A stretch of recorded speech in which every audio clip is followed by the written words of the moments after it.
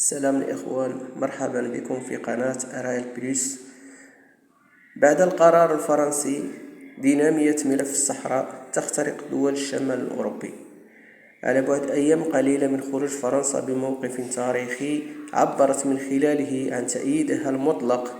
لمخطط الحكم الذاتي في الصحراء المغربية، وفي تطور جديد يؤكد أفول الطرح الانفصالي على الساحة الأوروبية، أكدت فنلندا دعمها العلني والصريح لهذا المقترح الذي تقدم بها المغرب لإنهاء النزاع المفتعل حول أقاليمه الجنوبية، والذي بدا لافتا توسع رقعة الاقتناع الدولي بمصداقيته وجديته. وبهذا الموقف المتقدم المعبر عنه على هامش زيارة قادة وزير الخارجية المغربي إلى هلسنكي،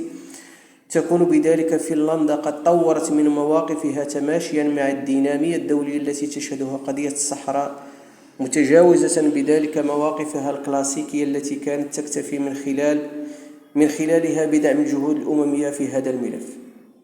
بل وسجلت نفسها في تاريخ هذا النزاع باعتبارها من الأوائل الدول شمال أوروبا والدول الإسكندنافية التي عبرت عن موقفها المتقدم في هذا الشأن،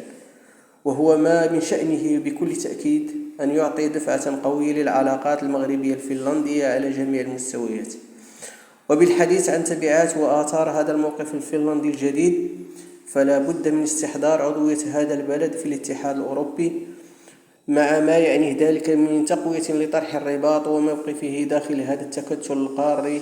ينضاف إلى الزخم الذي كسبته الحلول والمقاربات المغربية بعد مواقف دول مؤثرة في القرار الأوروبي سياسيا واقتصاديا من حجم إسبانيا وألمانيا وفرنسا، دون أن ننسى أيضا عضوية هذا البلد الاسكندنافي في حلف الناتو التي تربطه بالمغرب شراكة أمنية قوية ومتعددة الأبعاد. ويشكل هذا التطور المستجد في مسار قضية الوحدة الترابية للمملكة اختراقا دبلوماسيا جديدا في الساحة الأوروبية، التي باتت تميل دولها إلى تغليب مصالحها القومية في التفاعل مع قضايا والنزاعات الإقليمية والدولية على الحسابات السياسية والانتخابوية الضيقة التي لا تخدم رغبات وتطلعات شعوبها. وهو ما بدا جليا في هذا الموقف الذي تحكمه مجموعة من المحددات والعوامل ذات الطبيعة الاستراتيجية والاقتصادية أيضا.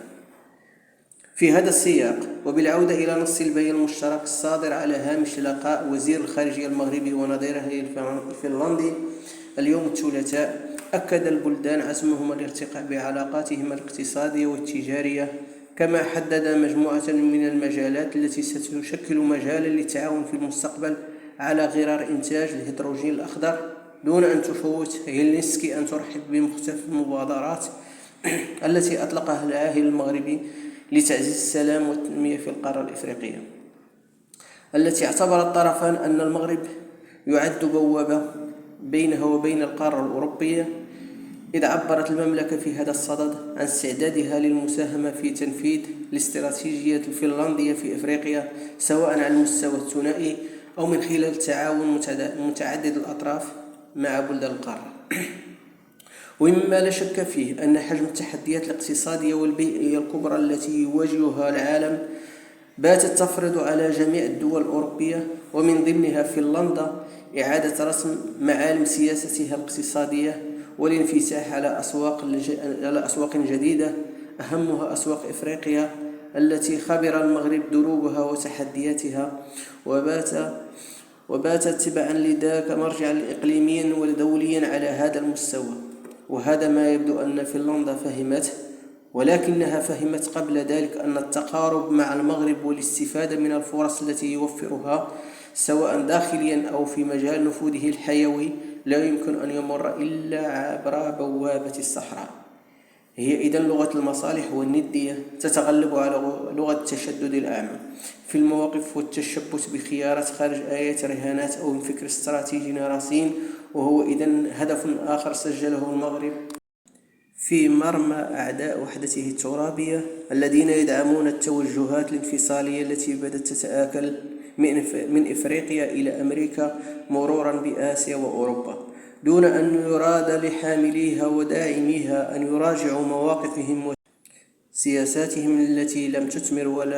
وعلى مدى العقود إلا وضعا شادا في المنطقة وفي العالم التي بات بدوره مقتنعا بضرورة التخلص منه. وفي الأخير كان معكم أخوكم العروسي، ولا تنسوا دعمنا باللايك والاشتراك للمواصلة.